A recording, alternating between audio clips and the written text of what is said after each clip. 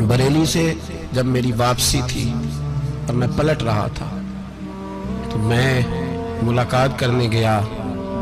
मेरी तबीयत में ये रानाई थी कि खुदा खैर करे, मैं पलट रहा हूँ। मैं मुलाकात करके जब वापस बाहर आ गया, मेरे साथ एक शख्स था तो मुझे फिर बुलाया, और जब मैं दोबारा अंदर गया तो मुझे अपनी जेब से कुछ रुपए निकाल के दिए। फरमाने लगे ये खर्च है आने जाने का और कभी महसूस न करना। मुझे वो सब लोगों के बीच में देते तो मेरे लिए राज था, लेकिन मेरे जैसे गरीब को नवाजना भी और उसकी इज्जत का भी ख्याल करना, ये मकाम, ये रंग, मेरे पास करोड़ों बातें हैं, बल्कि मैं साफ कहूँगा कि उन्हीं की महफिल सवारता हूँ। चिराग मेरा है रात उनकी, मैं उन्हीं के मतलब की कह रहा हूँ। जुबान मेरी है बात उनकी।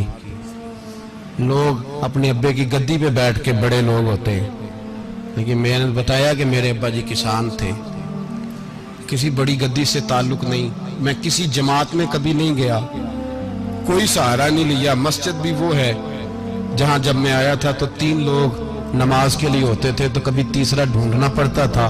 जितने जलवे, जितनी रानाइयाँ, जितना हुस्न, जितनी ताजगियाँ, और मेरे अजीजों के चेहरों पर ये जो नूरानियत का हुस्न आपको नजर आता है ना, ये मेरे हजरत की होंठ से निकली हुई सिर्फ एक दुआ का सदका है, सिर्फ एक दुआ का सदका है, सिर्फ एक दुआ का सदका।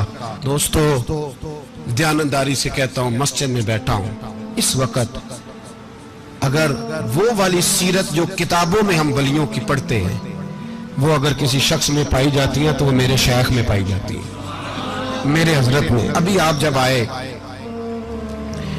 लोग कहते हैं आपकी आखिरी मुलाकात कब हुई, तो मैं कहता हूँ आखिरी हुई नहीं, कभी ना कभी होगी। ये कैसे हो सकता है? माली दा कम पानी देना, फल पक्के होन या कच्चे, पीर मुरीदां दे सिर ते रहिंदा है, वो झूठे होन या सच्चे। हमारी तो मुलाकात आखिरी की, हम तो जन्नत में भी इकट्ठे रहेंगे, उनके कदमों में रहेंगे, और हम अल्लाह से दुआ मांगते हैं, ओ जन्नत मेरे किस कारी जिथे यार नजर ना आवे, ओ दोज़ख मैनू लख बहिश्तां जिथे सोना आवे जावे, तो वहां भी इकट्ठे होंगे। मैं अभी आखिरी दफा जब गया तो ये अजीज़म अबरार भी मेरे साथ थे। इजाजत ही 2 लोगों को मिली वहां तक जाने की, आप कराची तशरीफ फरमाते, तो मेरे साथ थे। 2 घंटे हम बैठे रहे, बेखबर हो जो गुलामों से वो आका क्या। 6, 7, 8 घंटे इंतजार करना पड़ा, शिकन भी नहीं आया। निका जी कहते हैं उसे बिठाओ बिठाओ, तो बंदा किसी जगह का अपने आप को कुत्ता भी कहे, तो कुत्ते तो बेचारे सारी दिहाड़ी बाहर भी नौकरी कर जाते हैं, ये भी नहीं कहते मैंने अंदर आना है, वो तो कभी कहते ही नहीं। उन्होंने कभी कहा है बंदा सग भी कहलाए और फिर वो ड्यूटी भी और तरह की करे, नवाबों जैसी ड्यूटी करना और बात दरवेशी और गुलामी की करना, ये कैसे? 2 बातें तो नहीं होती, बात तो एक होती है। दुनिया खसमां दी विच अज़ाब वसन, भाग जाग जांदे हो ना गोलियां ने। कई घंटे इंतजार किया तो कई लोग आए, हजरत कब आएंगे, चले गए। कई आए तो वहां एक मौलाना बूढ़े बैठे थे, मौलाना इसराइल उनका नाम था, तो मुझे कहने लगे मौलाना आपने नहीं जाना। मैंने कहा जी हमने कहाँ जाना है, हम तो यहाँ रहने के लिए आए हैं। जब उनकी 1-2 शख्स ने थोड़ी सी मेरे ऊपर तनकीद की नजर भी डाली कि ये कब से आया है, तो कुछ होता तो मुलाकात ना होती, और हम हैं भी नहीं, हम कुछ भी नहीं। हमारा तो 4थे दर्जे के नौकरों में नाम आ जाए तो बड़ी बात है। 4थे दर्जे के नौकर, नौकरों को भी किस में होती है ना, एक सेक्रेटरी होता है, एक चौकीदार होता है, उनके पास भी चाबियां वाबियां होती हैं, एक बार वाला होता है, एक 4थे 5वें दर्जे का नौकर होता है जिसको कभी कभी बताया जाता है चल गाड़ी धो दे, चल तू आ जा। हम तो 4थे दर्जे के नौकर बनने को भी भाई बड़े तैयार हैं और ईमानदारी से तैयार है, वो रख ले बस मेहरबानी। तो हजरत बैठे रहे, देर हो गई, थक जाता हूं, थक गया, बात आगे निकल गई। अब बैठे थे तो तन्हाई थी, मजमा हुआ ना, जब मजमा बार महफिल पे हजरत हमें नहीं मिले, बार सीधे मजलिस पे कई सालों के बाद मुलाकात हुई। चिर होया मैनू तरले लेंदे कदी मोड़ मेरे वल वागा, ख्वाब मेरी एक बार जे आवे, मैं सारी उम्र ना जागा। देर हो गई, मैं बड़ा तरसा हुआ बैठा था, कई घंटे बीत गए, बैठे रहे। मर्जी है ना जी, यही रस बोले तो ओदी मेहरबानी। तो देर के बाद जब वहां पहुंचे ना, اسٹیج پہ سامنے حضرت کے پاس، حضرت سٹیج پہ آ گئے تو میری طبیعت ہے کہ میں جب اپنے شیخ کے پاس بیٹھتا تھا تو سب سے پیچھے بیٹھنے کی کوشش کرتا تھا، اس لیے کہ بڑھ بڑھ کے آگے ہونا کمال نہیں، کو پکڑ کے آگے کرے تو پھر بھی تھوڑی سی نوکری قبول ہونے کی بات سمجھو۔ پیچھے بیٹھ گئے ہم لوگ، میں بھی اور ابرار بھی، ہم پیچھے بیٹھ گئے۔ اب وہاں علماء اور مشائخ کا ڈھیر لگا ہوا تھا، حضرت کی نظر بظاہر خاصی کمزور ہے، لیکن جب بیٹھے تو یہ میرے ساتھ موجود تھے، آپ گواہی لے سکتے ہیں، حضرت نے فوراً نقیب محفل سے کہا کہ وہ پیچھے بیٹھا اسے تو آگے بلاؤ۔ اور میں جب اٹھا نا تو آپ یقین کریں میرا دل کرتا تھا پھاڑ ڈالوں کپڑے اور میں یہاں لوگوں کو بتاؤں کہ بے خبر ہو جو غلاموں سے واقعہ کیا ہے۔ ہم لوگ آگے گئے اور جب میں اسٹیج پہ ان کے قدموں میں بیٹھا تو مجھے کہنے لگے بچے کو بھی بلاؤ جس کو ساتھ لائے ہو۔ اور جب میں بیٹھا، ایمانداری کی بات ہے، میں نے سلام لی کان میں نے کہا حضور طبیعت کیسی ہے؟ فرمانے لگے تو جب سے آیا ہے مجھے تب سے پتا ہے تو بیٹھا ہے، تو جب سے آیا ہے مجھے تب سے پتا ہے، اب کل واپس چلے جانا اور جا کے وہاں دین کی نوکری کرنا، تو جب سے آیا ہے مجھے تب سے۔ مجھے فرمانے لگے کہ تو جب سے آیا ہے نا مجھے تب سے پتا ہے، جاؤ نوکری کرو۔ اور ایک جملہ کبھی نہیں بھولتا، فرمانے لگے میں تو تمہارے ساتھ ہی ہوتا ہوں۔ بس بات ختم ہو گئی، معاملات حل ہو گئے۔ باتیں بڑی ہیں، جو کروں تو کیا کروں، کہو تو راز حیات کہہ دوں، حقیقت کائنات کہہ دوں، وہ بات کہہ دوں جو پتھروں کے دلوں کو بھی پاش پاش کر دے۔ مجھے ایک شخص کہنے لگا ہر اسٹیج پہ چھائے ہوئے نظر آتے ہو۔ میں نے کہا کیا کروں، سب سے پیچھے بیٹھا ہوتا ہوں، سب سے پیچھے، لیکن وقت کا غوث اٹھا کے جس کو اسٹیج پہ بٹھائے اسے پیچھے کون بٹھا سکتا ہے؟ ہم وہ جڑیاں گڈیاں اب تو ہی اڈیاں، ہم نے ان کی زندگی میں رانائی دیکھی ہے، غریب پروری دیکھی ہے۔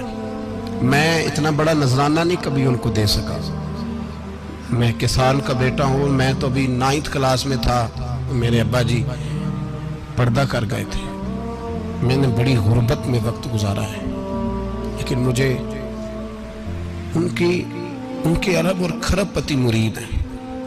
کھرب وہاں لوگ کروڑوں روپیہ لے کے لائنوں میں کھڑے ہوتے ہیں، میں غریب باپ کا بیٹا اور مستعار زندگی، لیکن میں نے انہیں عزت دیتے دیکھا ہے، میں نے دیکھا ہے وہ قریب بلانے والے، وہ پیار کرنے والے۔ میں نے ان کی غریب، لوگ کہتے ہیں میرا پیر غریب نواز ہے، اور قسم اللہ کی میرا پیر غریب نواز ہے۔ میں نے غریب نوازی دیکھی ہے، میں نے وہ رنگ دیکھا ہے، میں نے وہ جلوہ دیکھا ہے۔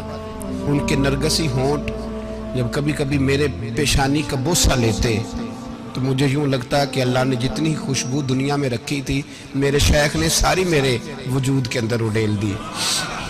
بریلی سے جب میری واپسی تھی اور میں پلٹ رہا تھا تو میں ملاقات کرنے گیا، میری طبیعت میں یہ رانائی تھی کہ خدا خیر کرے، میں پلٹ رہا ہوں۔ میں ملاقات کر کے جب واپس باہر آ گیا، میرے ساتھ ایک شخص تھا تو مجھے پھر بلایا، اور جب میں دوبارہ اندر گیا تو مجھے اپنی جیب سے کچھ روپے نکال کے دیے، فرمانے لگے یہ خرچ ہے آنے جانے کا اور کبھی محسوس نہ کرنا۔